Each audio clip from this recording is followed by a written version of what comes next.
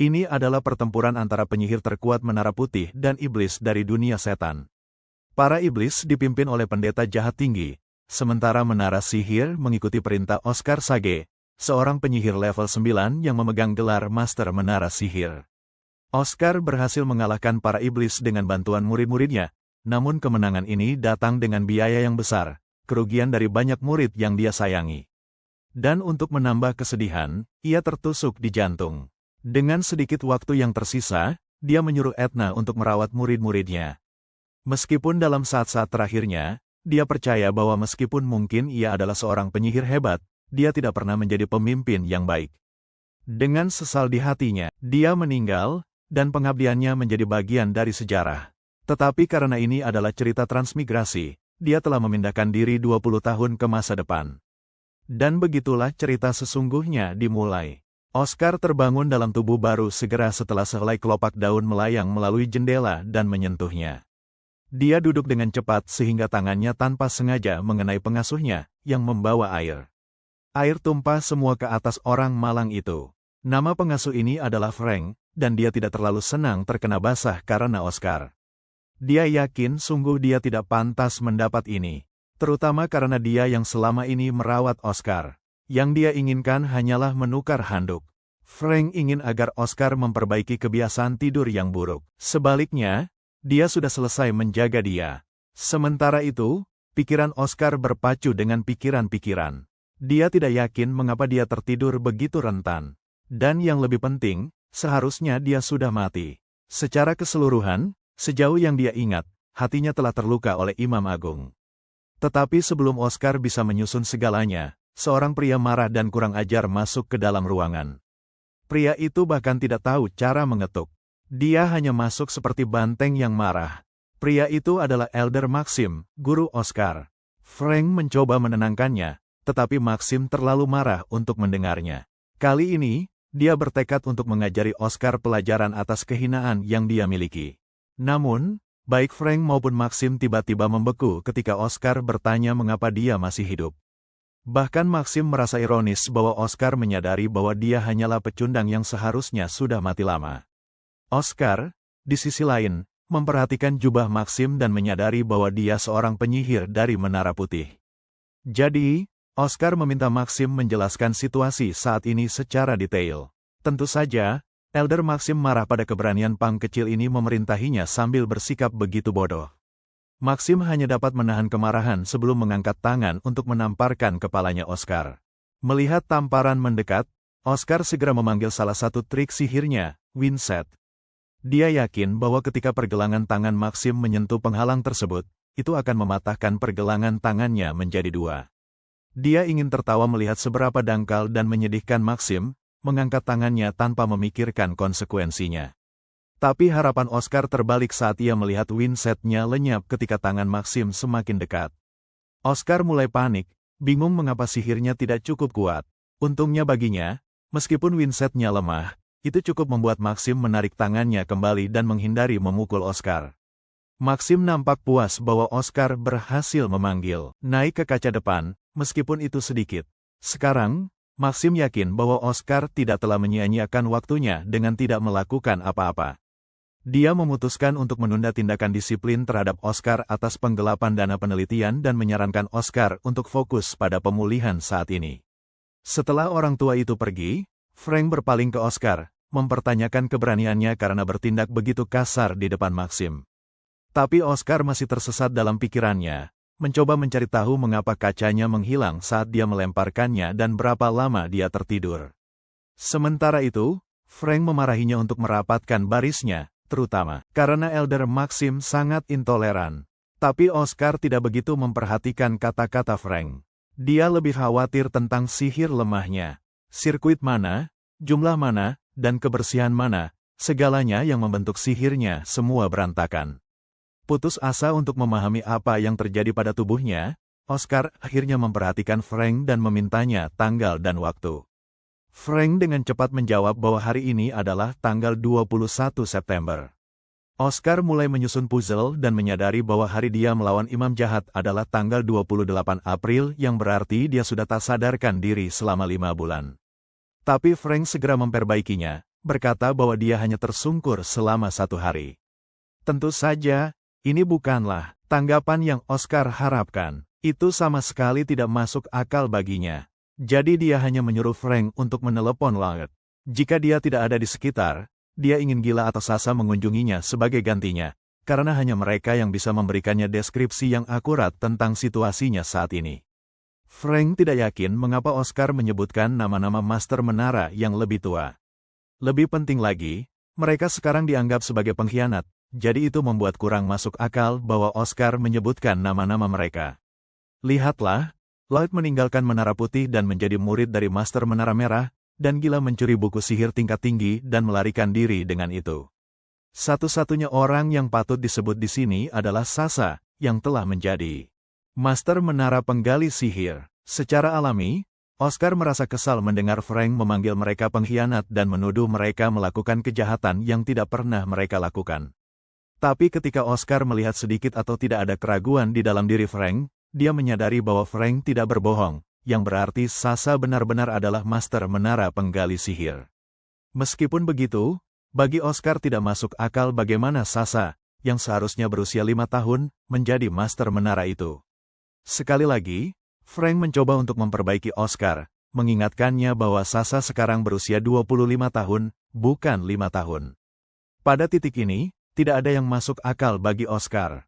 Ketika dia melihat ke depan jendela dan melihat pantulan dirinya sendiri, dia terkejut oleh kejutan terbesar dalam hidupnya. Dia menyadari tubuhnya, dia menempati sebenarnya bukan miliknya. Seperti yang mungkin Anda duga, Oscar telah terbangun 20 tahun di masa depan. Dan dalam 20 tahun tersebut, dunia telah mengalami perubahan besar. Kemajuan teknologi dan industri telah melonjak.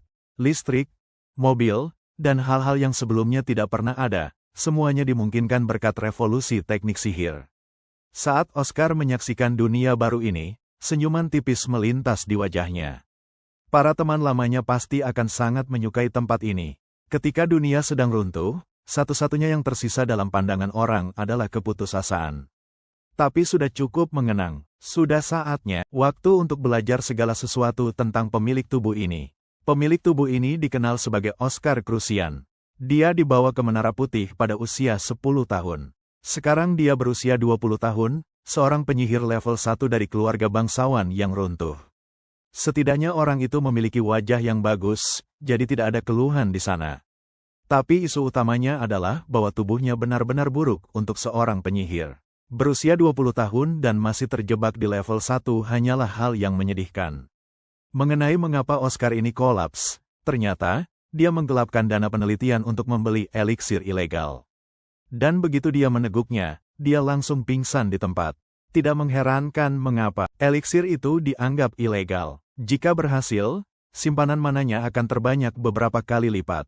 Jika gagal, nyawanya akan dalam bahaya serius. Frank mengatakan dia tidak sadarkan diri setelah meminumnya. Namun meskipun ramuan itu berhasil, pemilik asli tubuh ini seharusnya sudah meninggal akibat ledakan mana. Lalu dia menyadari sesuatu yang aneh. Tubuh ini memiliki terlalu banyak mana untuk seorang penyihir level 1. Dan yang lebih penting, itu mana murni, secara total belum diolah. Nggak masuk akal untuk berpikir bahwa semua ini hanya karena eliksir ilegal murahan yang diminum oleh pemilik sebelumnya. Lalu, tiba-tiba, nanah hitam mulai terbentuk di dalam dirinya, mengumpul di tengah dada. Dan sebelum dia bisa bereaksi, zat hitam itu bergerak. Itu bergerak melalui tubuhnya, berkumpul di ujung jari, sebelum menetes ke tanah. Saat menyentuh lantai, zat itu mulai meleburkannya. Yah, itu racun. Awalnya, Oscar tidak mengerti mengapa ada racun di dalam dirinya. Tapi kemudian, segalanya menjadi jelas. Pertama-tama, dia harus mengakui bahwa eliksir ilegal bukanlah tipuan. Itu asli, sebuah eliksir yang seharusnya mahal. Tapi masalahnya adalah bahwa Oscar Crucian tidak tahu bahwa eliksir itu juga mengandung racun.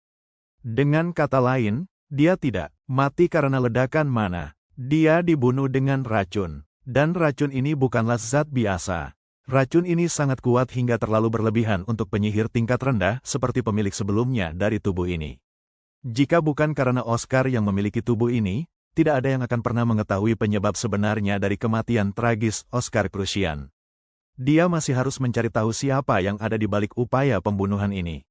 Tetapi untuk saat ini, dia memutuskan untuk mengesampingkan semua kekhawatiran ini karena dia memiliki sesuatu untuk dirayakan. Bagaimanapun juga, dia telah diberi kesempatan kedua dalam hidup, yang selalu diimpikannya sebelum dia mati. Jadi sekarang, dalam hidup ini, dia bersumpah untuk mengembalikan Menara Putih pada posisinya yang semula. Mantan kejayaan. Tidak hanya itu, dia juga akan menjalani kehidupan sempurna dan egois yang selama ini dia tidak dapatkan dalam kehidupan sebelumnya. Dia juga tidak lupa untuk mengungkapkan rasa terima kasihnya kepada pemilik asli tubuh ini. Jadi, sebagai penghormatan terakhir, setidaknya yang bisa dia lakukan adalah membalaskan dendam untuk si miskin dengan menjatuhkan para bajingan yang merencanakan kematiannya. Sementara itu, di tempat lain, seorang ajudan melaporkan kepada bosnya bahwa toko telah hancur total. Ternyata, seorang penyihir menyebabkan semua kerusakan itu. Tentu saja, bos yang mabuk itu kehilangan pikirannya begitu mendengar hal ini. Siapa yang berani menyerang toko-tokonya? Pelayannya ragu sebelum menjawab bahwa orang yang bertanggung jawab atas kerusakan tersebut adalah pembeli eliksir ilegal itu, dan dia ingin bertemu dengan pemilik toko yang menjualnya bahan ini. Bos tidak lama menyadari bahwa kemungkinan itu adalah Oscar Krusian. Tapi bos menolak untuk percaya bahwa Oscar Krusian bisa melakukan kerusakan seperti itu. Lagi pula, Oscar hanya seorang penyihir tingkat 1. Tidak masuk akal bahwa Oscar Krusian masih hidup setelah meminum eliksir mematikan itu, apalagi mengalahkan pengawalnya. Pelayan takut bahwa jika Menara Putih terlibat, akan ada masalah jika mereka mengetahui siapa yang memberikan eliksir mematikan tersebut kepada Oscar Krusian. Tapi bos tidak, kelihatannya khawatir tentang keterlibatan Menara Putih. Akhirnya, orang yang ingin meracuni Oscar mengenakan cincin Menara Putih. Pada saat berikutnya, baik bos maupun bawahannya kaget saat menyadari Oscar Krusian berdiri tepat di depan mereka. Bagian terburuknya adalah bahwa anak kami telah mendengar segala hal yang mereka bicarakan. Sekarang, mari kita intip monolog dalam diri Oscar untuk memahami bagaimana dia menemukan orang-orang keji ini. Pada dasarnya, dia melacak aroma samar yang masih tersisa di botol. Setelah mendengar percakapan mereka, Oscar takut bahwa ada banyak orang lain yang terlibat dalam konspirasi pembunuhan ini. Daripada yang dia pikirkan awalnya, kelihatannya menyebalkan, tetapi Oscar tidak punya pilihan. Dia harus melakukan apapun yang dia bisa untuk merawatnya. Bos mencoba memerintah Oscar, ingin tahu apakah dia yang sebenarnya di balik kehancuran toko miliknya. Oscar tidak ragu sedetik pun sebelum mengakuinya. Dia juga sangat tertarik untuk mendengar lebih banyak tentang apa yang kedua badut itu sedang bicarakan, jadi dia menyuruh mereka untuk melanjutkan diskusi. Tentu saja, bos tidak menerima omong kosong yang Oscar ucapkan. Awalnya, dia pikir untuk membiarkan Oscar pergi tanpa celah, tetapi sekarang dia ingin dia mati. Jadi dia memerintahkan anak buahnya untuk menyingkirkan bocah ini. Anak buahnya, tanpa setitik pun ragu, patuh pada perintah majikannya dan menyerang anak kami. Melihat bahwa bicara tidak mengantarkannya kemanapun, Oscar memutuskan untuk biarkan tinjunya bicara. Dia mengangkat tangan untuk melemparkan mantra yang dikenal sebagai penyayat angin. Udara dengan cepat mengiris tenggorokan si tukang dengan sempurna dari tubuhnya. Bos itu kehilangan akal. Melihat kepala si tukang hanya terputus dengan sekejap. Karena takut, ia menarik keluar senjatanya dan mengarahkan langsung ke lawannya dan mulai menembak.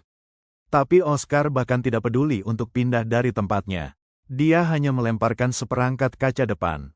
Karena Oscar tidak akrab dengan senjata api, dia tertarik dengan bagaimana benda kecil tersebut bisa menghasilkan hal yang menakutkan. Kekuatan, tentu saja. Bos benar-benar kehilangan kendali saat melihat pelurunya tergantung di udara sebelum bisa mencapai Oscar. Oscar, di sisi lain, memanipulasi angin dan mengirimkan peluru kembali ke bos, menusuk tubuhnya di beberapa tempat. Ia jatuh ke tanah seperti anjing tak berdaya yang ia adalah.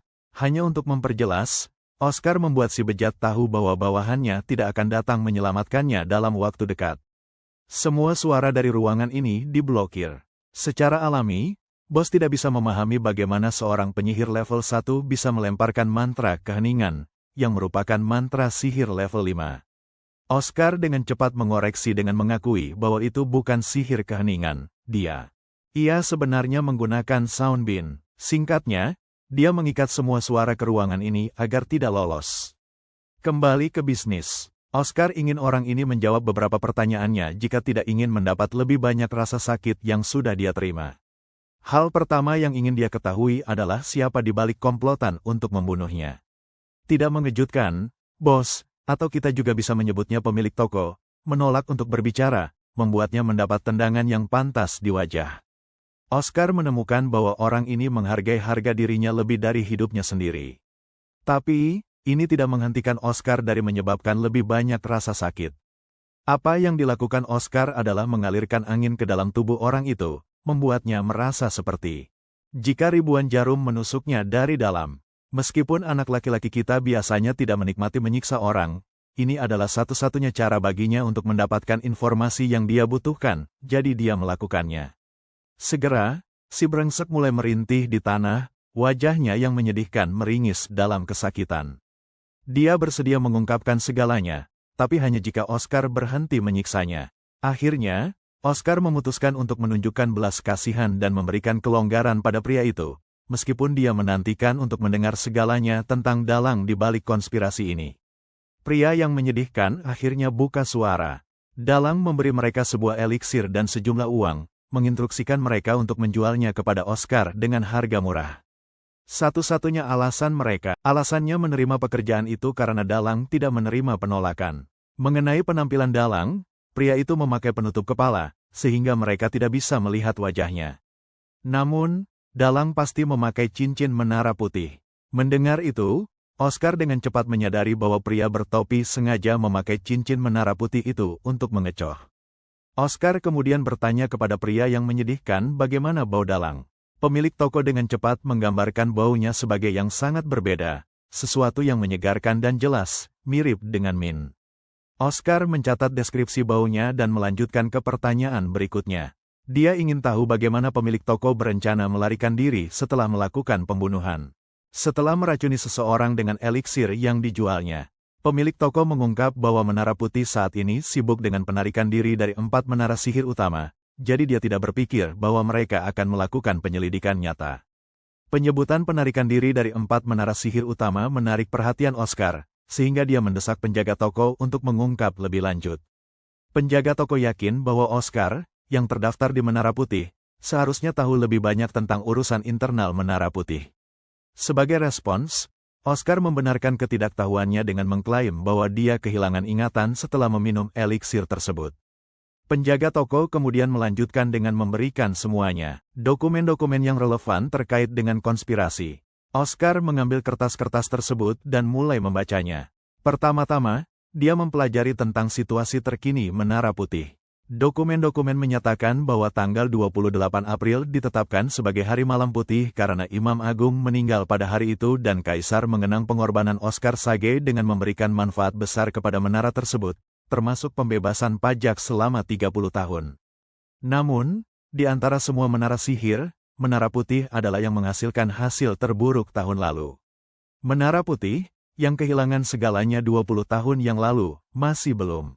Untuk mengalami kebangkitan, ada pengumuman penting yang datang dari keluarga kerajaan di Festival White Night tahun ini. Para ahli telah menunjukkan bahwa ketiadaan sihir canggih adalah masalah terbesar yang dihadapi Menara Putih. Oscar terkejut mengetahui bahwa Menara Putih kekurangan sihir canggih. Dia dengan jelas mengingat memberikan dokumen kepada Etna untuk mencegah hal seperti ini terjadi. Kemudian ada hal terakhir yang dia baca, yang menggambarkan bagaimana Menara Putih menghasilkan hasil bisnis terburuk. Dari rasa ingin tahu, Oscar bertanya pada pria ini jenis bisnis apa yang 4 menara sihir utama jalankan saat ini.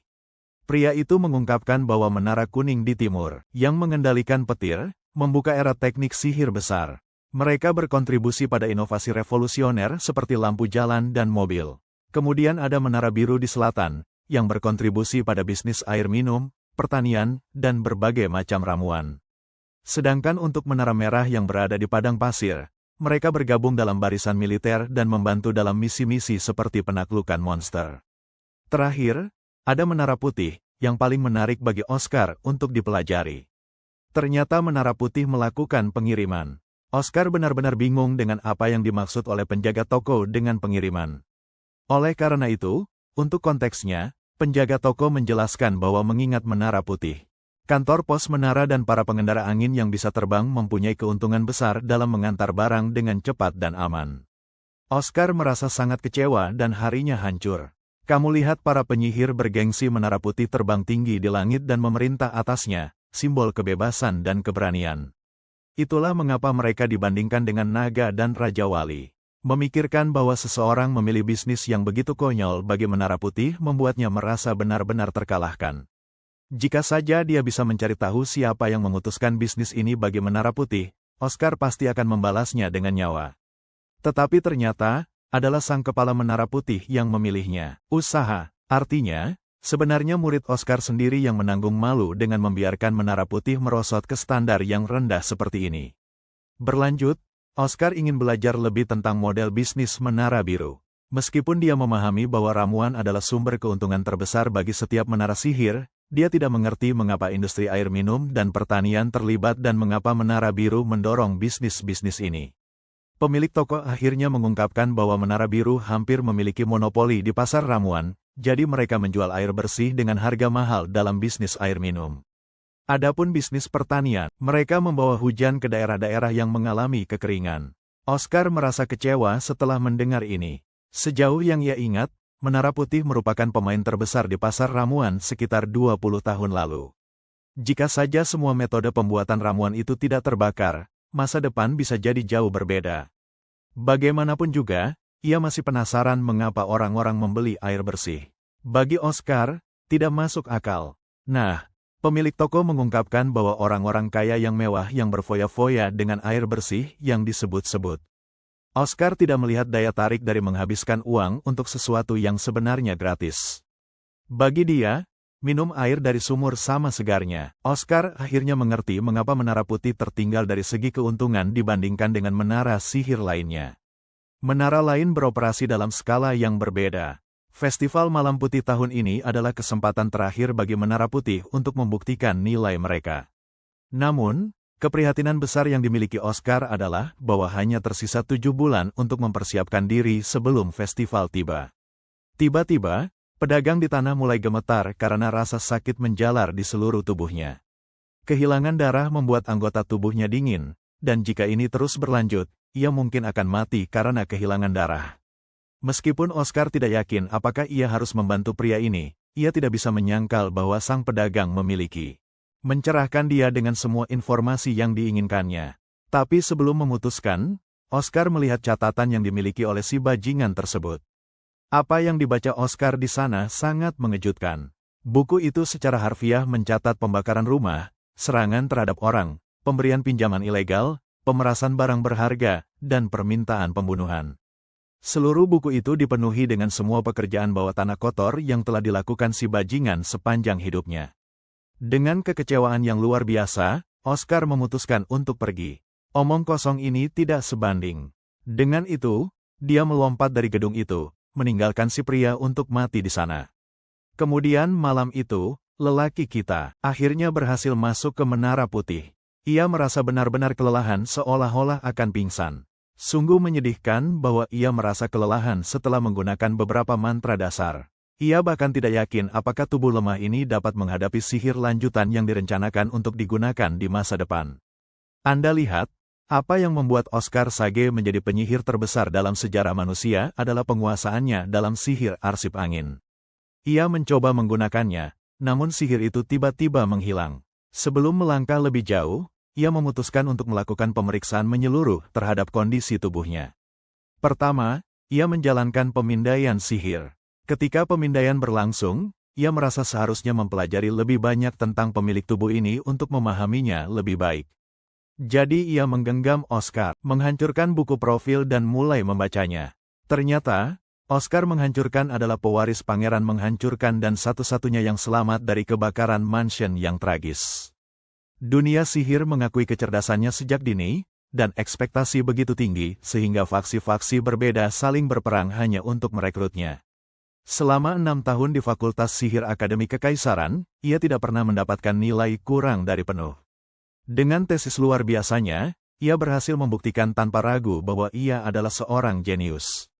Tetapi yang tidak bisa dipahami oleh anak laki-laki kita adalah mengapa seseorang seperti Oscar Krasing masih terjebak di level 1. Keraguannya segera hilang saat ia membaca bahwa Oscar Krasing memiliki sindrom monodefisiensi.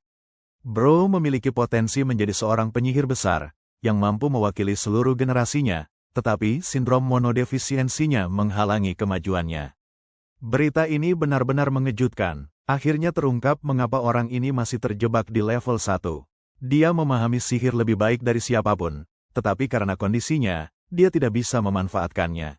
Sementara itu, pemindaian sihir sudah selesai, jadi si anak memeriksa hasilnya. Dan yang ia baca sungguh mengejutkan. Ternyata, dia tidak menderita sindrom kekurangan mana. Bukanlah penyakit yang dihadapi Oscar, melainkan seseorang dengan sengaja menyegel sirkuit mananya. Mari kita mencari tahu lebih banyak tentang sindrom kekurangan mana. Sesuai namanya, ini adalah penyakit di mana seseorang tidak dapat melingkari atau mengumpulkan sihir. Seorang penyihir dapat menginstal hingga 20 sirkuit fisik di atas sirkuit mana mereka, dan jumlah sirkuit menentukan level mereka. Namun, jika seseorang mengidap sindrom kekurangan mana, lingkungan magis mereka tidak terbentuk dengan baik. Tidak peduli seberapa banyak mereka berlatih, mereka tidak akan pernah melampaui level itu. Namun, situasi Oscar Krushen berbeda. Sirkuit fisiknya bukanlah secara naluri cacat, itu terikat oleh seseorang dengan sengaja. Jika Oscar Krushen benar-benar seorang jenius, maka dia pasti tahu bahwa dia tidak menderita sindrom monodefisiensi. Jadi, untuk mempelajari lebih lanjut tentang Oscar Krushen, bocah kami berharap untuk menemukan buku hariannya, mungkin itu akan mengungkap lebih banyak tentang hidupnya. Menurut Frank, Oscar Krushen adalah seorang alkoholik. Tapi bocah kami yakin itu hanyalah sebuah persona yang diciptakan oleh Oscar Krushen tentang dirinya sendiri. Oscar Krushen mungkin tahu bahwa seseorang telah memblokir sirkuitnya dan mencoba merenggut nyawanya, sehingga dia berpura-pura menjadi seorang playboy yang ceroboh dan tidak peduli dengan sengaja. Tentu saja, itu hanya spekulasi untuk saat ini. Tapi jika memang itu yang terjadi, bocah kami ingin memahami mengapa Oscar Krushen menyerah pada godaan dari eliksir ilegal. Dalam situasi di mana dia tidak bisa percaya pada siapapun, Oscar tidak punya pilihan selain bergantung pada dirinya sendiri dan membuka rantai itu sendirian. Demikian pula, yang harus dilakukan oleh anak kami hanyalah membuka simpul-simpulnya sendiri, dan dia yakin bisa melakukannya dengan mudah. Ada beberapa buku tebal yang digunakan Oscar Krushen untuk belajar. Mereka berisi segala sesuatu yang dia dokumentasikan, penelitiannya, temuannya, semuanya. Tetapi ada satu buku khusus yang menarik perhatian anak kami. Judulnya The Reinterpretation of Basic Magic. Saat dia membukanya, dia melihat catatan dan coretan-coretan di seluruh halaman, berusaha untuk mendekripsi inti dari sihir. Buku ini berisi wawasan tambahan dan aplikasi berbeda untuk mantra yang sama, serta banyak cara untuk memaksimalkan efisiensi dari sebuah formula sihir tunggal. Bahkan memiliki catatan mengenai senjata yang disebut pistol dan seberapa efektifnya dibandingkan dengan sihir. Membaca semua ini, anak laki-laki kita terkejut. Konsep-konsep lanjutan di balik berbagai mantra angin yang tertulis dalam buku ini sama dengan yang digunakan oleh anak laki-laki kita. Di atas itu, Oscar Krushen juga menulis tentang bagaimana setiap mantra bisa diterapkan dalam situasi yang berbeda, menyesuaikan sihir berdasarkan keadaan daripada mengandalkan rumus yang kaku. Penelitiannya tidak berhenti di sini. Oscar Krushen juga menciptakan sihir lebih dasar sendiri. Raksasa kita menemukan bahwa menarik Oscar Krushen, meskipun tidak bisa menggunakan sihir sendiri, melakukan semua percobaan ini sebagai latihan mental. Sekarang, tidak diragukan lagi mengapa ia dijuluki seorang jenius. Oscar saat ini juga merasa bahwa teori-teori menghibur yang dilakukan Oscar sebelumnya begitu mirip dengan miliknya sendiri. Buku ini merupakan bukti hidup bahwa Oscar sebelumnya tidak hanya menyerah pada sihir. Tidak, dia bekerja keras lebih dari siapapun. Setiap kata yang tertulis di sini mewakili gairahnya terhadap sihir. Salah satu halaman juga mengandung kutipan yang indah, di mana ia menyatakan harapannya bahwa buku ini akan membawa bahkan angin yang paling lemah menuju menara putih dari seorang penyihir yang akan mencoba tantangannya yang paling besar. Kutipan ini menunjukkan bahwa ia tahu ada musuh di luar sana yang mencoba menjatuhkannya dan mencegah bakatnya bersinar. Tapi ia berjuang untuk dirinya sendiri saja, karena ia tidak punya siapapun. Oscar Krushen adalah seorang penyihir muda yang tidak patah karena nasib buruknya. Sebaliknya, ia diam-diam berjalan di jalan yang sepi. Dan saat inilah Oscar saat ini bersumpah kepada dirinya sendiri, sebagai ke-17 dari menara sihir, bahwa ia akan membuka simpul yang tidak bisa dibuka oleh Oscar Crucian. Selain itu, Oscar saat ini ingin membuat para bajingan yang melumpuhkan bayaran bakat Oscar sebelumnya. Kemudian, kita menemukan diri kita sendiri di taman yang hijau di mana anak laki-laki kita berjalan-jalan. Meskipun dia tidak memiliki petunjuk mengapa dia berjalan-jalan di rumah kaca, dia ingat bahwa dia tertidur sebelumnya, kelelahan karena mencoba melepas simpul di sirkuit fisik. Tiba-tiba Oscar mendengar suara yang akrab. Sepertinya Oscar berada di realem mimpinya, di mana dia melihat kehidupan lamanya, apa yang dulu dia lakukan di kehidupan masa lalunya. Dia bersama murid-murid kecilnya. Ternyata, Oscar melihat semua ini karena kutukan mimpinya yang terkutuk. Viskon dunia iblis dari mimpi buruk meletakkan kutukan ini pada dirinya. Setiap kali Oscar tertidur, dia diingatkan akan masa lalu. Jujur, Oscar sudah mengharapkan kutukan akan terangkat begitu dia memiliki tubuh ini. Namun tampaknya kutukan terikat pada jiwa, bukan tubuh fisik. Meskipun, lumayan beruntung bahwa dia bisa melihat kembali teman-temannya yang dulu. Sekarang kita di sini, mari kita dengarkan Oscar yang dulu mengajari anak-anak. Di sini, kita akan belajar tentang sistem magis yang terbagi ke dalam 4 kategori.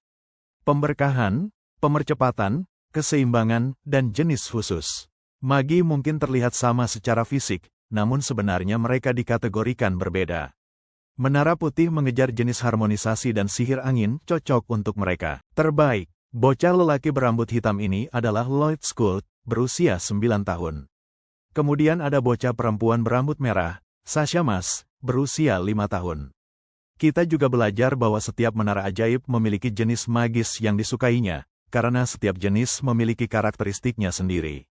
Sebagai contoh, menara emas memprioritaskan kecepatan, sehingga mereka mengkhususkan diri dalam jenis magis peningkatan, sementara menara merah meletakkan kepercayaan mereka pada api, sehingga mereka mewakili jenis magis pesulapan.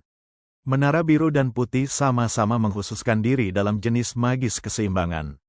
Bocah berambut emas, Jillian Dominic, yang saat ini berusia 7 tahun, mengekspresikan minatnya dalam belajar sihir tipe akselerasi karena dia pikir hal-hal yang lambat sangat membosankan.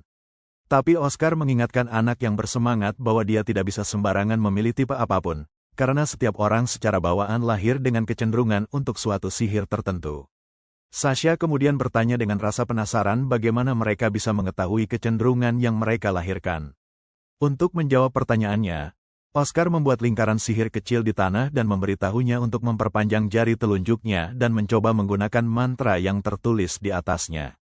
Gadis itu sedikit bingung karena ini pertama kalinya dia melihat mantra seperti ini, tapi dia mencoba anyway. Begitu dia melakukannya, mana mulai menari di ujung jarinya. Oscar mencatat bagaimana tidak terlalu cepat, juga tidak mematikan. Karena seimbang, dia adalah tipe harmonisasi. Gadis itu sangat bahagia mendengar ini karena memiliki tipe yang sama dengan masternya. Murid lain juga mulai memeriksa tipe mereka. Ternyata Jillian mendapatkan sihir tipe akselerasi, sesuai dengan harapannya. Dan, oh ya, itu membuat si bocah begitu bahagia hingga hampir meledak. Terakhir ada Lloyd, mananya berbentuk bunga cantik, yang berarti dia adalah penyihir tipe khusus. Lloyd dengan lembut bertanya kepada masternya apakah ada cara untuk mengubah tipe sihirnya setelah diputuskan. Oscar tidak begitu mengerti mengapa Lloyd akan ingin mengubahnya, terutama karena tipe khusus begitu diinginkan. Hanya 2 orang dari setiap 1000 orang yang memiliki itu. Alasan Lloyd simpel, dia menginginkan tipe yang seimbang, sama seperti tuannya. Hal ini membuat Oscar tersenyum main-main. Meskipun Oscar bersedia mencari tahu bagaimana seseorang dapat mengubah tipe mereka, dia sedang memikirkan memberikan perhatian terbanyak pada Lloyd karena dia memiliki tipe khusus. Tentu saja, itu cukup untuk membuat Lloyd mempertimbangkan kembali keputusannya. Pada akhirnya, tidak ada yang lebih baik di dunia ini selain mendapatkan perhatian dari tuannya.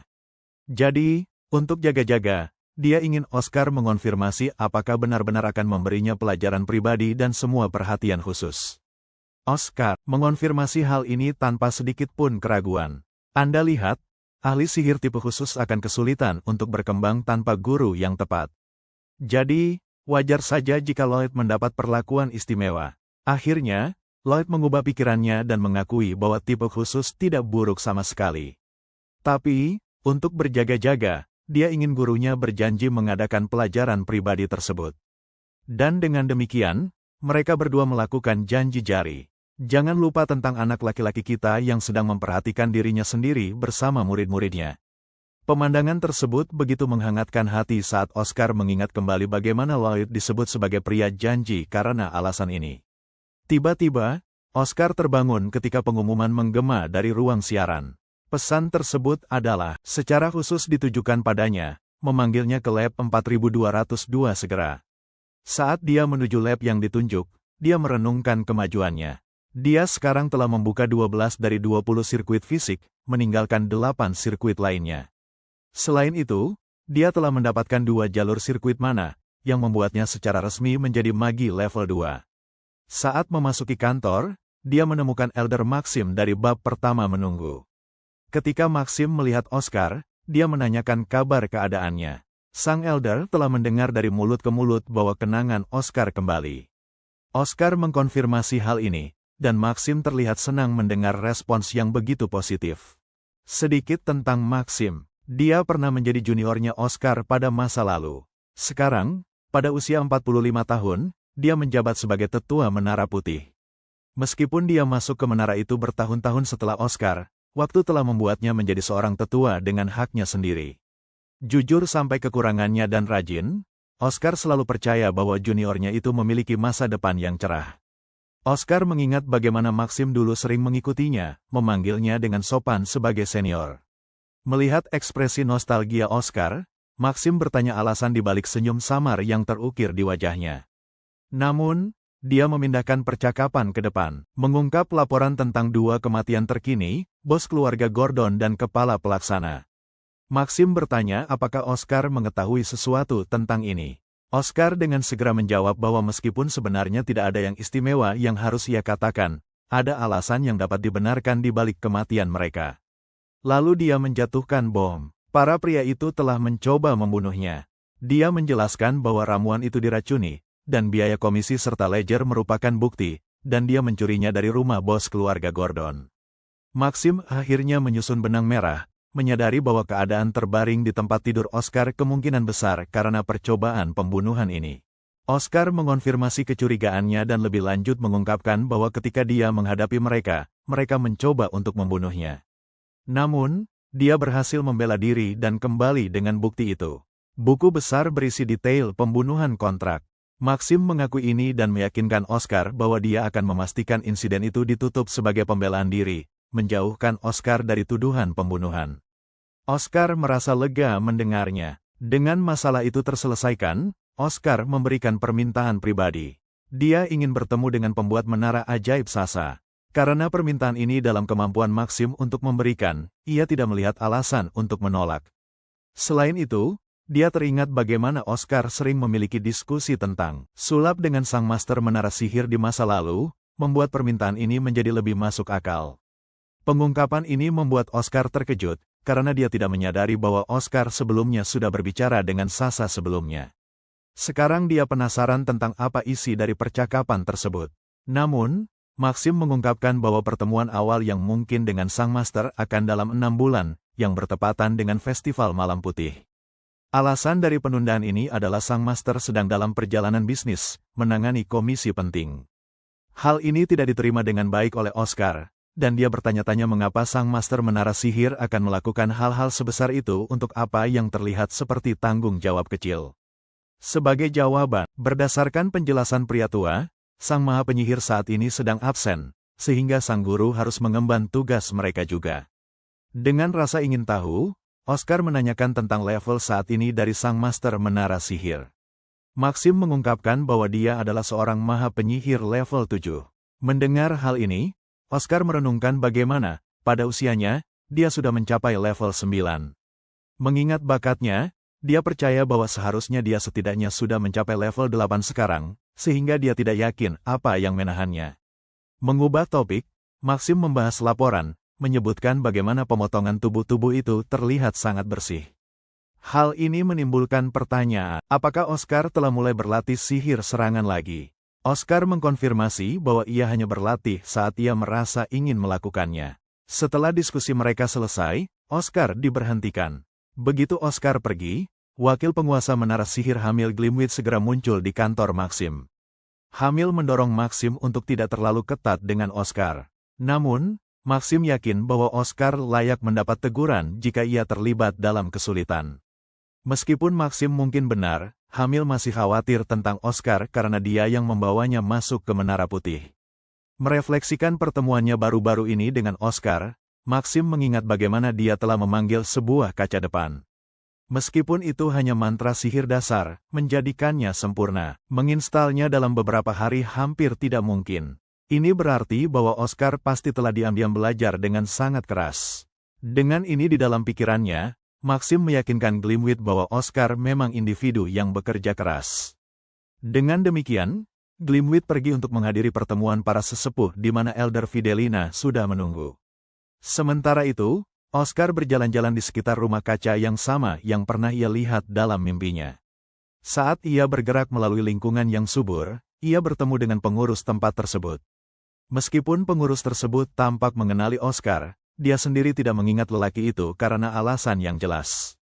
Ketika ditanya untuk pada pengantar, penjaga menyebutkan dirinya sebagai Wilter, manajer fasilitas menara sihir. Dia mendengar desas-desus tentang Oscar yang kehilangan ingatannya, dan setelah melihatnya secara langsung, dia memastikan bahwa desas-desus itu benar. Oscar melihat bahwa Wilter menyebutnya sebagai Tuan Muda Oscar, bukan hanya memanggilnya Oscar. Jadi, karena rasa ingin tahu, dia bertanya mengapa. Wilter menjelaskan bahwa dia juga bekerja di sini saat Tuan sebelumnya menara sihir, Tuan Agung Oscar, bertanggung jawab. Dia menggunakan istilah muda untuk membedakan di antara keduanya. Tiba-tiba, Oscar mengungkapkan keinginannya memiliki Wilter sebagai mitra percakapannya. Meskipun Wilter menghargai tawaran tersebut, ia khawatir bahwa ia tidak akan dapat menemani dia untuk waktu yang lebih lama, karena dia berencana untuk meninggalkan menara segera. Setelah melayani menara ajaib selama 40 tahun, Wilter telah menyaksikan 3 guru datang dan pergi. Rekan kerjanya terus berubah, dan dia adalah satu-satunya yang tersisa dari generasinya. Dia bertahan begitu lama karena sesuatu yang dikatakan Oscar sebelumnya selama upacara pelantikannya. Guru sebelumnya percaya bahwa setiap orang yang tinggal di menara itu diperlukan, mendorong mereka untuk hidup dengan bangga sebagai bagian dari Menara Putih. Meskipun mungkin terdengar lucu, Wilter meresapi kata-kata itu dalam hatinya, bekerja dengan tekun dengan keyakinan bahwa dia adalah anggota sejati Menara Putih. Oscar meyakinkannya bahwa cara berpikir ini sama sekali tidak bodoh. Malah, ia merasa bangga pada Wilter atas dedikasinya. Terlepas dari itu, Wilter sudah membuat keputusannya. Ia akan segera pergi. Keadaan Menara Putih sudah memburuk sejak beberapa waktu. Fasilitasnya kesulitan, dan keuangan tidak sebagus dulu.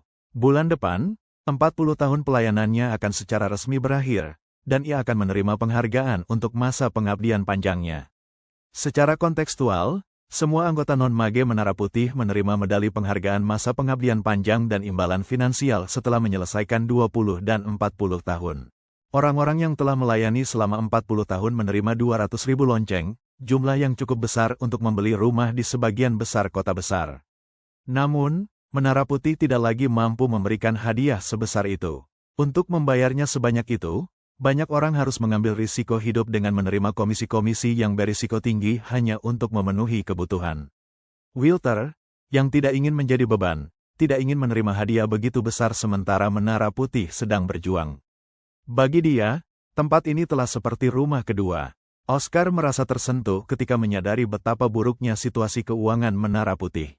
Menggambarkannya, sebelumnya dia berpikir bahwa Menara Azure terlibat dalam praktik bisnis yang meragukan hanya untuk menghasilkan uang.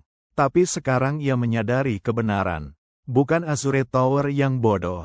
Itu dia karena meremehkan pekerjaan mereka. Azure Tower telah menghasilkan sejumlah besar uang, bukti kesuksesan mereka. Tidak mengherankan mereka saat ini menjadi yang terkuat dalam sejarah. Sementara itu, semua yang dimiliki Oscar adalah gelar-gelar yang tidak berguna, pahlawan perang dan penyelamat umat manusia.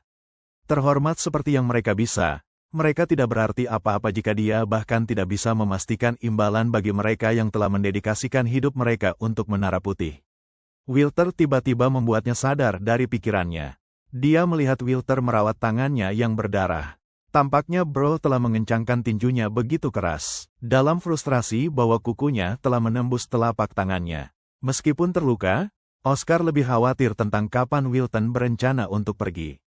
Wilton menyebutkan bahwa dia masih memiliki 2 minggu lagi dalam pelayanannya. Oscar kemudian menyatakan keinginannya untuk tetap menjadikannya sebagai teman berbicara, meyakinkannya bahwa dia akan menemukan cara untuk menghasilkan cukup uang sehingga tidak ada pekerja yang perlu pergi dari Menara Putih karena masalah keuangan lagi. Oscar telah menyampaikan kata-katanya, tetapi sekarang dia bingung lebih dari sebelumnya. Dia tidak memiliki jalan yang jelas untuk mencapai kekayaan. Hal-hal yang ada di pikirannya adalah bekerja dengan ceramah dan komisi dari pendapatannya sendiri. Namun mari jujur, itu adalah pendekatan yang buruk untuk membiayai suatu. Seluruh menara sihir, terutama ketika dia seorang penyihir level 2 yang buruk saat ini. Pilihan yang lebih realistis, membangun bisnis yang menghasilkan banyak keuntungan, jenis kekayaan yang membuat Andrew Tate tergilas. Dia sedang memikirkan untuk bekerja dengan ramuan ketika tiba-tiba, Oscar mencapai pencerahan. Memotong ke kamar pemimpin Menara Vise, kita dapat melihat Fit dan Lena, orang yang bertanggung jawab atas keuangan Menara Sihir, marah karena masalah terbaru yang disebabkan. Dia sangat marah bahwa mereka mengabaikan tindakan pencurian. Setiap kata yang diucapkan dari mulut penyihir berambut pirang itu membuatnya semakin marah. Terutama ketika dia merendahkan situasi. Dia berdiri di depannya, memaki pria itu karena menentangnya atas saran terkecil. Tampaknya begitu, namun kedua penyihir ini dianggap sebagai para sesepuh menara, dan namun mereka bertengkar seperti anak-anak. Memberikan pendapatnya, Wakil Master Menara berpendapat bahwa Maxim benar dengan pendiriannya. Mereka tidak bisa hanya melemparkan anak itu ke dalam program pelatihan ekstrim terisolasi, yang menjamin penyiksaan dengan jarum. Meskipun ada penentangan dari Fidelina, Wakil Master menyimpulkan bahwa mereka seharusnya menggunakan anak itu untuk membayar denda 3 kali lipat dari biaya penelitian untuk menebus hukuman. Bro di sini dibajak, tetapi lebih baik daripada penyiksaan, kira-kira. Fidelina mendetail, mengeluh tentang kekurangan uang mereka dan bagaimana pentingnya untuk segera membuat keputusan yang bijaksana. Masalahnya adalah menara tidak lagi memerlukan peralatan untuk ruang produksi ramuan, jadi menjualnya mungkin bisa bertahan setidaknya 1/4 tahun bagi mereka. Sayangnya, itu satu-satunya pilihan mereka di sini, namun wakil pemimpin juga menentang keputusan itu, menyulitkan opsi Fidelina. Pria tua itu berpendapat bahwa Menara Sihir Putih adalah tempat suci, tempat belajar bagi para penyihir untuk mempelajari sihir. Dia tidak bisa mengorbankan janji masa depan mereka hanya untuk memuaskan kebutuhan segera mereka.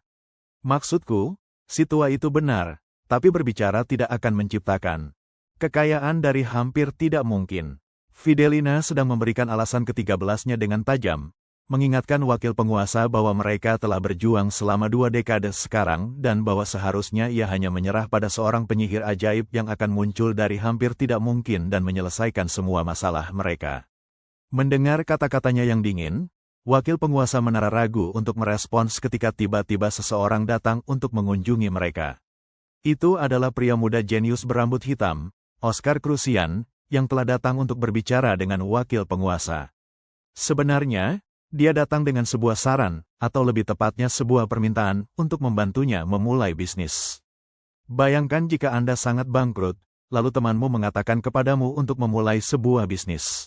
Ketika Anda sudah mencari sisa-sisa, itu pada dasarnya reaksi Fidelina terhadap situasi, terutama karena pria yang sama ini akhirnya melakukan penyelewengan dana mereka. Dia terus mengoceh, tetapi si bocah mengabaikan kata-katanya dan terus berbicara. Setelah membaca artikel dari surat kabar, dia menemukan bahwa Estate Vince terpaksa melakukan penguncian sebagai respons terhadap wabah flu. Fishmaster juga mengetahui berita itu dan mencurigai bahwa bisa jadi ulah Kadena Flu, yang berarti kabar buruk bagi semua yang terlibat. Hal tentang Kadena Flu ini, tidak ada obat yang tersedia. Pada zaman dulu, White Tower menciptakan vaksin yang menyelesaikan dampak-dampak, tetapi vaksin itu dihancurkan 20 tahun yang lalu. Penelitiannya dimusnahkan. Oscar berkata bahwa bahkan Menara Sihir Biru belum mampu meniru vaksin yang diciptakan 2 dekade yang lalu. Itulah sebabnya dia berada di sini dengan sebuah rencana. Anak kita dengan tegas menyatakan bahwa dia akan menjual vaksin-vaksin tersebut untuk flu Kadena, klaim yang menggemparkan semua orang di ruangan tersebut. Tujuannya adalah untuk menciptakan monopoli melalui bisnis mereka, membuat Menara Putih menjadi satu-satunya penjual vaksin di pasaran. Fidelina sudah tidak mau mendengarkan pertengkaran tanpa dasar dari Oscar, jadi dia berhenti peduli. Baginya hal itu tidak masuk akal. Vaksin ini, yang tidak bisa ditiru, setelah bertahun-tahun riset dan kekayaan terbuang percuma, sekarang akan diciptakan oleh seorang berusia 20 tahun. Dia tidak percaya itu. Malah, dia pikir dia sedang bercakap bohong. Oscar setuju dengan pikirannya, namun untuk membuatnya semakin marah, Bro langsung menyombongkan diri bahwa dia seorang jenius sehingga semuanya akan berhasil. Komentar arogan dari Bro membuatnya melepaskan seluruh amarahnya, mengingatkannya bahwa dia yang mencuri dana mereka dan menggelapkan uang hanya untuk mendapatkan eliksir ilegal untuk dirinya sendiri. Jikapun ada, dia pikir dia adalah seorang sombong yang tidak tahu apa-apa tentang konsep uang. Keluhannya terputus oleh sang pembantu kepala menara, yang percaya bahwa Oscar sedang di tengah-tengah mengusulkan sesuatu yang revolusioner untuk masa depan Menara Sihir Putih. Terlepas dari tanggung jawabnya terhadap uang, dia menjadi terlalu kurang sopan. Itu pada dasarnya adalah caranya mengatakan, tenangkan pikiranmu, wanita. Fidelina meminta maaf karena terlalu banyak bicara, sementara Oscar menyadari mengapa dia membenci seseorang seperti dirinya. Sebenarnya karena orang yang dikenal sebagai Oscar Crucian tidak melakukan apa-apa yang berarti dalam 2 tahun terakhir untuk mendapatkan kesan positif.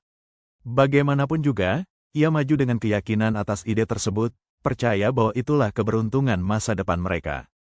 Penyihir legendaris berbeda dari pemilik asli tubuh ini. Mengenai konfirmasi flu sebagai flu Cadena itu sendiri, Oscar menyarankan kepada Master Menara untuk melihat halaman 2 laporan itu. Mereka mengetahui bahwa Uskup Agung Baldwin tiba-tiba mengubah rencananya. Rencana aslinya adalah tinggal di Sirin selama sebulan, tetapi itu berubah dan dia hanya tinggal di kota-kota besar. Jadi tebakan yang bagus bahwa sesuatu pasti telah terjadi. Ordo Eltera menyembah Terra, Ibu Bumi. 7 Uskup Agung adalah bagian dari Ordo Agung tersebut, dan mereka harus selalu tak ternodai. Namun ini jauh dari kebenaran, karena untuk menjadi bagian dari Ordo Kardinal, yang kedua dalam komando itu perlu bekerja pada dana kampanye. Seseorang bisa tinggal di estate manapun selama 1 bulan, tetapi tujuan utama dari itu adalah untuk memperoleh kekayaan dari bangsawan dan pedagang setelah menjalin jaringan dengan mereka. Dalam keadaan normal, itu akan masuk akal. Tapi itu tentang Sirin yang sedang dibicarakan. Tempat ini sudah lapuk dan tidak bisa disebut sebagai kota besar lagi. Maxim setuju dengan teori tersebut, meskipun dia memiliki pemikiran sendiri bahwa Uskup Agung mungkin sedang bekerja mengelilingi doa-doa berkat. Tapi itu hanya menambah kebingungan, karena Oscar dengan cepat menunjukkan bahwa berdoa untuk tanah tandus tak akan berfungsi sebagai alasan. Ada rute ziarah yang ditetapkan untuk setiap anggota Ordo Eltera. Sirin, Masjid, Melbourne, dan Greenwell adalah yang jelas. Tetapi tempat terakhir yang lebih aman adalah Vince. Dia mencurigai bahwa uskup tinggal di Knox selama sebulan sebelum tiba dengan cepat di kota Terry. Oscar percaya pria itu akan tinggal di masjid selama sebulan lagi, dan akhirnya menghabiskan 2 bulan tersisa di 2 kota terakhir. Jadi kemana dia akan pergi dengan ini? Nah, penyihir jenius mengungkapkan pengamatan yang mencolok. Seolah-olah uskup dengan sengaja menunda rencananya untuk mengunjungi Vince sejauh mungkin. Penyebutan pengamatan ini membuat ketiganya sepenuhnya memperhatikan. Sekarang, dalam kasus kecelakaan terjadi selama ziarah, Ordo Tinggi Eltera berpikir. Mereka pasti telah berhasil memprovokasi Dewi Kematian. Jenis reputasi seperti itu adalah hukuman mati bagi setiap calon uskup agung yang ingin menjadi bagian dari Ordo Tinggi untuk menjadi kardinal. Maxim memproses situasi yang digambarkan oleh pemikiran Oscar. Dia bertanya-tanya apakah Uskup Agung Baldwin sudah mengetahui tentang wabah flu Cadena di Vince, dan dengan sengaja memperlambat waktu untuk situasi mereda. Fidelina sangat terkesan oleh analisis luar biasa bocah kita, meskipun saat ini hanyalah sebuah teori. Master Menara Wakil setuju dengan pemikiran Oscar, namun sayangnya menolak setiap rencana untuk mensponsori dia. Ini merupakan kejutan bagi penyihir jenius tersebut. Wakil pemimpin menara menjelaskan bahwa mereka tidak akan bisa mendukung para penyihir lain di bawah mereka jika mereka fokus pada Oscar saja. Meskipun itu mungkin tampak sebagai masalah, wakil pemimpin yakin dengan ide bisnis anak kami sehingga dia bersedia menginvestasikan uangnya sendiri untuk membuat sesuatu dari bisnis ini. Itu tidak masuk akal bagi Fidelina, yang mencoba menghentikan wakil pemimpin dari melakukan sesuatu yang begitu gegabah, tetapi dia merasa baik dengan keputusan itu, dan menawarkan 30.000 lonceng, yang pada dasarnya merupakan gaji rata-rata untuk sebulan. Wajah Bro langsung berubah ketika menyadari bahwa 30.000 hanyalah kacang dibandingkan dengan jumlah yang dia butuhkan untuk tugas besar ini. Di ruang produksi, Oscar berada di sana, mengalami sakit kepala, karena dia kekurangan dana. Dia harus melaksanakan rencana B kali ini. Dia bermaksud membuat contoh singkat dari vaksin untuk memasoknya ke Baldwin, dan kemudian mendapatkan uang dari pihak Uskup Agung. Setelah semua, reputasi Baldwin bergantung pada ziarahnya, sehingga dia akan bersedia menghabiskan banyak uang. Segera mulai bekerja, si jenius tukang sihir mempersiapkan diri untuk membuat vaksin. Mulai bekerja, si bocah kita puas dengan bagaimana segala sesuatu berjalan. Dia puas dengan minuman energi yang dia buat sebagai sesi latihan. Asistennya yang miskin ada di sini melakukan pekerjaan berat bagi bocah kita hanya mengumpulkan bahan-bahan. Untungnya, Oscar memiliki ramuan pemulihan kelelahan dia jadi seharusnya membantu. Minuman energi yang dia buat segar dan baru. Adapun bahan-bahannya, mereka berkualitas premium, yang sulit ditemukan. Oscar berpikir bahwa pria ini seharusnya menjadi seorang pedagang karena dia memiliki selera untuk barang bagus. Lucunya, itulah persisnya apa yang akan dilakukannya setelah menara benar-benar dihancurkan. Oscar menamparnya karena mengatakan hal buruk tentang menara. Sejak Elder Fidelina menugaskannya untuk melakukan pekerjaan berat untuk anak kita, Oscar telah mengubah impresinya tentangnya. Dia tampak seperti orang yang peduli di balik wajah tegasnya. Tetapi yang sebenarnya, Oscar tidak benar-benar membutuhkan asisten. Dia menganalisis situasi tersebut. Menara putih tidak terlihat baik karena orang-orang terus-menerus menciptakan masalah baru bagi dia. Jika saja mereka bersatu dan berkontribusi untuk pertumbuhan menara, situasinya akan jauh berbeda. Di antara anak-anak itu adalah Frank, asisten yang telah ditugaskan padanya. Anak itu nampak cerdas, dan Oscar telah berniat untuk bertanya padanya. Frank menyatakan kekhawatirannya tentang bahan-bahan beracun yang dia perhatikan saat membeli. Hal tentang bakung hitam, kamelia merah, dan jamur hantu adalah bahwa mereka semua beracun. Tetapi Oscar berargumen sebaliknya, menjelaskan bahwa bahkan bahan-bahan beracun dapat digunakan untuk membuat obat. Selama mereka tahu cara mengelolanya dengan baik. Pertama, mereka akan mendetoksifikasi bahan-bahan dengan merebusnya selama 12 jam. Namun, ada satu isu yang mencolok dengan metode tersebut, yang juga menimbulkan penghilangan nutrisi kaya di dalam herbal. Dia bertanya kepada Frank tentang kue-kue dari dinasti Yan. Untuk membuatnya, sebuah pengukus digunakan, yang juga merupakan alat yang dapat mendetoksifikasi herba sekaligus mempertahankan sebagian besar nutrisi di dalamnya. Dan itulah rencananya. Dia akan mengekstraksi sekitar 98% dari bahan-bahan menggunakan metode ini. Kemudian rencana mereka untuk memonopoli pasar akan menjadi satu langkah lebih dekat. Frank bertanya apakah proses pengukusan adalah akhir dari detoksifikasi itu sendiri. Tapi itu belum semuanya. Bahan-bahan di dalam hanya menjadi lunak dan kemudian lebih lanjut dideoksidasi menggunakan mantra khusus. Dengan mengaktifkan saluran udara, Oscar mengekstrak esensi beracun dari uap dan menghapusnya sepenuhnya.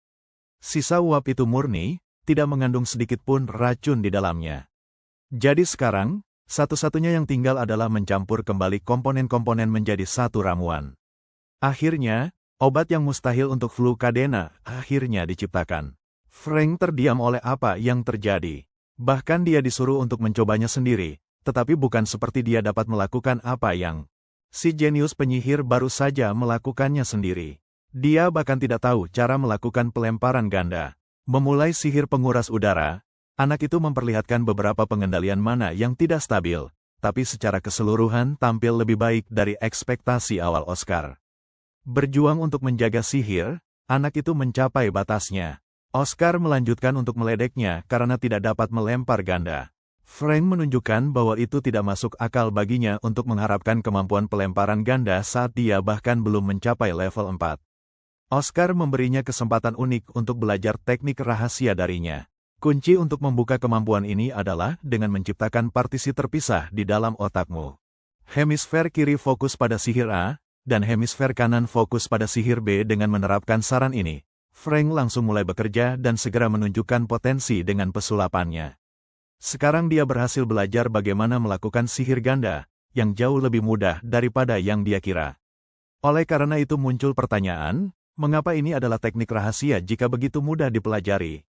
Oscar mengungkapkan bahwa para peri adalah serakah dan tidak ingin junior dengan mudah mendapatkan segala sesuatu. Mereka ingin mereka berusaha sebelum mendapatkan kemampuan seperti itu.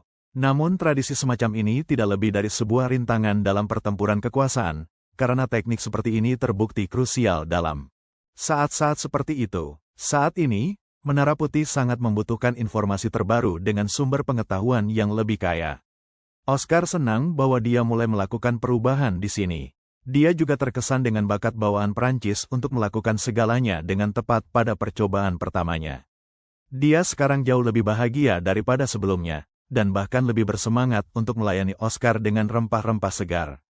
Karena mereka sudah memiliki steamer besar, sudah saatnya menggunakannya untuk mengekstrak bagian rempah-rempah yang lebih besar. Setelah terlihat seperti berjam-jam bekerja tanpa henti, Frank berlutut. Dia terlalu dipaksa di sini. Berkat itu, mereka berhasil menciptakan lebih dari 500 botol. Tiba-tiba, Elder Maxim masuk dengan serta-merta, keadaan panik untuk menangani masalah penting. Dia mengungkap catatan tentang rencana Menara Biru untuk melakukan pertemuan dengan Uskup Agung dan melibatkan perusahaan farmasi mereka. Ini merupakan masalah, karena Elder Maxim berasumsi bahwa mereka mungkin terlambat dalam memberikan obat.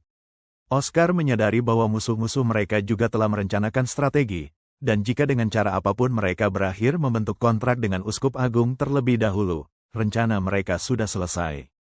Maxim sibuk menenangkan Frank, yang sedih mendengar berita itu, tetapi anak kami menyatakan bahwa pertempuran ini masih jauh dari selesai. Dia mengingat flu Cadena diklasifikasikan sebagai bencana kelas B, yang juga berarti mereka bisa mencoba satu hal lagi. Mengetahui bahwa kecepatan terbang pribadi Maxim lebih cepat bahkan dari kereta perjalanan, ia memutuskan untuk mengunjungi seseorang. Adegan berpindah ke penginapan Uskup Agung, yang menerima tamu baru dari Menara Biru. Penyihir level 5, Moira Meehan dan Neil Brian, direktur perusahaan, datang untuk mempersembahkan sesuatu. Baldwin menyuruh mereka duduk dan bertanya tentang perkembangan obat untuk flu. Dengan sukacita, Moira menyatakan bahwa mereka membuat kemajuan yang stabil. Ini adalah kabar baik bagi Baldwin, yang sangat ingin tahu kapan itu akan selesai. Ternyata mereka hanya perlu mengujinya pada sejumlah percobaan, dan dengan hasil yang sukses, mereka akan secara resmi menerima izin untuk mengelola obat tersebut. Namun, Moira menunjukkan satu masalah besar. Karena uji klinis akan memakan waktu lebih lama untuk selesai, mereka tidak bisa segera meluncurkan kampanye penjualan. Baldwin marah mengetahui bahwa mereka masih akan membutuhkan setengah tahun untuk sepenuhnya menjual obat itu, yang tidak sejalan dengan rencananya untuk pergi meninggalkan Vince dalam 4 bulan. Perjalanan ziarahnya dipertaruhkan, saat tiba-tiba, Baldwin menerima kunjungan tak terduga lainnya. Dia tidak menyangka kedatangan orang ini, bahkan penyihir Menara Biru pun tidak tahu apa-apa tentang identitas mereka. Ketika pintu terbuka, penyihir berambut hitam itu langsung masuk, dengan sopan menyapa. Uskup Agung dengan namanya dan jabatan yang rendah, dipasangkan dengan janji untuk memberikan tawaran yang baik. Sang penyihir telah menjadi cahaya harapan bagi Uskup Agung, yang putus asa mencari solusi. Baldwin tentu tidak menyangka akan disambut oleh seorang penyihir dari Menara Putih hari ini. Oscar menyatakan bahwa dia ada di sini untuk membicarakan tentang penyembuhan flu Cadena. Kata-katanya menusuk ekspresi Moira dan mengejutkan Uskup Agung dalam gerakan tiba-tiba. Baldwin membalas, mengungkapkan niat sang penyihir dari Menara Biru dan direktur perusahaannya, yang datang untuk tujuan yang sama. Mendengar itu, Oscar bertanya-tanya apakah sudah terlalu terlambat baginya untuk bergabung. Tetapi untungnya baginya, Baldwin kesal bahwa Menara Biru masih memerlukan setidaknya setengah tahun lagi untuk menghasilkan vaksin mereka, yang merupakan hal yang harus diketahui oleh anak kita. Oscar bersyukur, dengan ini, Menara Putih senang untuk memberikan dukungan kepada Uskup Agung.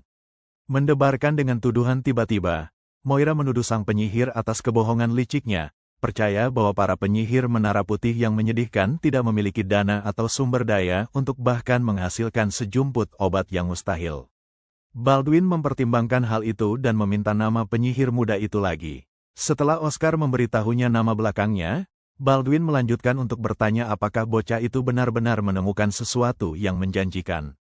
memutuskan untuk mengungkap rahasia dari pekerjaannya. Anak laki-laki kami menaruh kotak kayu kecil, menyatakan bahwa tidak akan baik baginya untuk berbohong kepada wajah uskup. Membuka penutupnya, dia mengungkapkan ramuan di dalamnya, berisi cairan biru dan berfungsi sebagai contoh dari produk mereka. Secara langsung, Moira terlempar ke dalam kekacauan, sementara Baldwin sangat terkesan, sampai bertanya tentang unit-unit yang mungkin diproduksi dan kapan. Moira mencoba untuk ikut campur, tetapi uskup menutupnya karena buruk dan tidak siap dalam negosiasi mereka. Sang penyihir biru tiba-tiba mengingat bahwa sama seperti mereka tidak bisa mendapatkan izin dari Departemen Obat Kerajaan, sama halnya dengan sihir putih. Menara, yang juga tidak mendapatkan persetujuan, setuju sepenuhnya. Oscar mengungkapkan bahwa tidak ada persetujuan semacam itu bagi mereka. Moira menjadi sombong, menunjukkan bahwa Menara Putih tidak berbeda dengan posisi mereka sendiri yang gagal mendapatkan persetujuan. Menara Biru akan dengan senang hati memproduksi vaksin dari pabrik yang meluas di seluruh benua. Untuk memperkuat argumennya, dia berbicara dengan nada geram tentang Menara Putih, dan hanya dengan melihat catatan yang sangat baik dari Menara Biru dalam mengembangkan obat, dia meyakinkan uskup bahwa produk yang akan mereka rilis akan berada puluhan tahun di depan pesaing mereka dan memiliki kualitas terbaik. Oscar sudah cukup dan memotongnya, menunjuk keluar, menyoroti catatan lucu tentang sejarah kaya Menara Biru, terutama di hadapan tukang sihir Menara Putih. Mengambil celaan itu hati, ekspresi Moira berubah menjadi marah saat ia menuntut Oscar untuk menarik kembali kata-katanya, tapi pria ini kasar dan tidak berniat untuk diam. Dia dengan santai mengingatkan mereka tentang menara sihir pertama yang pernah didirikan. Moira berpikir dia membuat masalah dari perbedaan 5 tahun, tapi ini lebih serius daripada yang terlihat, karena dalam perbedaan 5 tahun itu, Menara Sihir Putih mencapai lebih banyak hal daripada yang akan pernah dicapai Menara Biru dalam 10.000 tahun hidupnya. Seseorang panggil ambulans karena pria ini yang menjatuhkan, membunuh seseorang dengan kata-katanya. Sang penyihir biru yang sombong diberikan pelajaran sejarah, diingatkan tentang monopoli pribadi Menara Putih terhadap obat untuk flu Cadena hanya 2 dekade yang lalu. Dalam upaya untuk merayu kata-kata tersebut, Moira mencoba bertindak seolah-olah masa lalu tidak relevan, tetapi kemudian ia merasakan tekanan yang luar biasa keluar dari penyihir tingkat 2, yang seharusnya tidak bisa melakukan hal seperti itu. Oscar merasakan kebutuhan mendesak untuk mengingatkan orang bodoh ini tentang masa lalu penting yang selalu dia lupakan, tetapi percakapan mereka tiba-tiba terputus ketika salah satu pelayan uskup datang untuk memberitahunya tentang panggilan mendesak, dan panggilan itu berasal dari Tuan Vince sendiri. Mengangkat telepon, Tuan Vince berterima kasih kepada Baldwin atas kebaikan besar ini karena telah mengirimkan vaksin kepada mereka. Ini membuat Baldwin terkejut menakutkan, yang tidak mengerti apa yang sedang terjadi. Dia tidak mengirimkan apapun kepada mereka.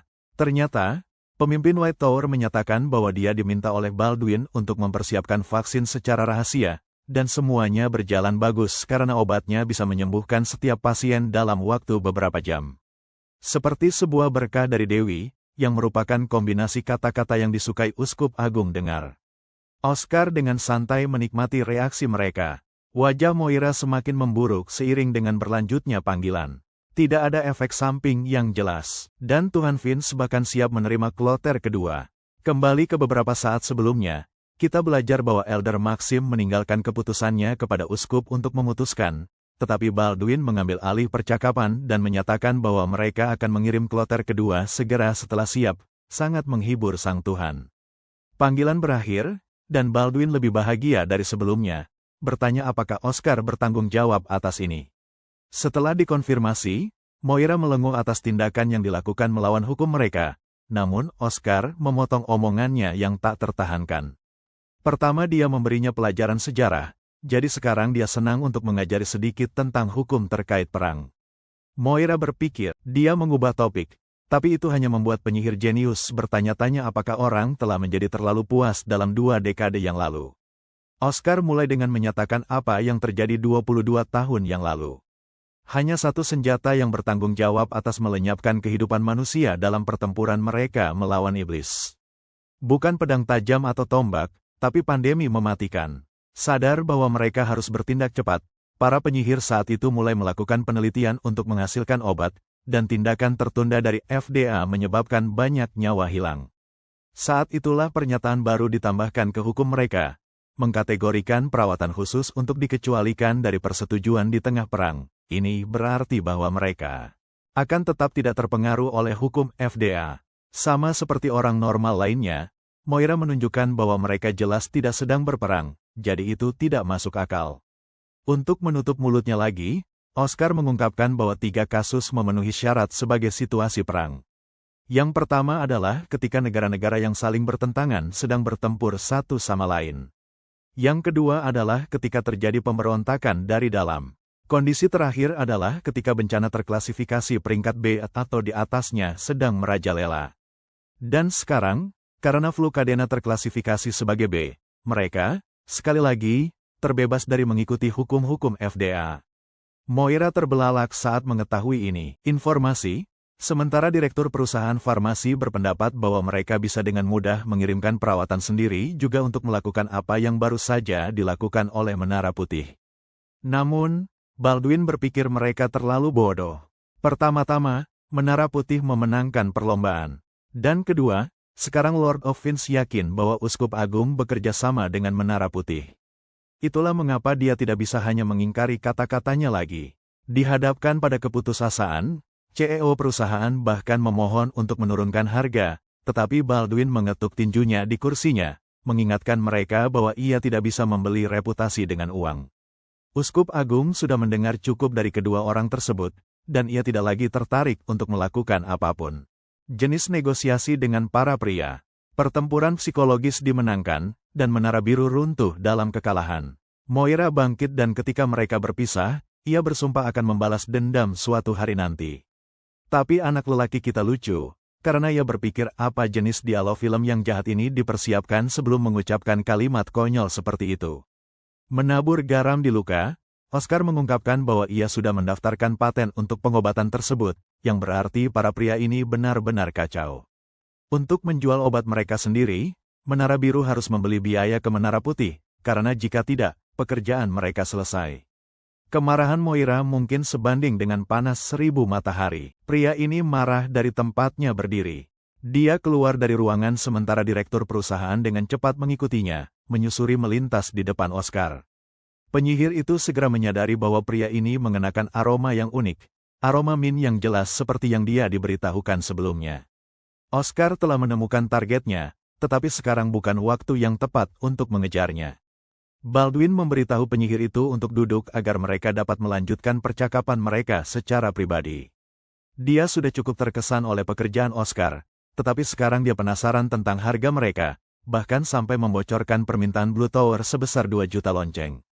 Dengan tersenyum, Breo menaikkan tawaran mereka lebih dari 2 kali lipat, meminta 5 juta lonceng.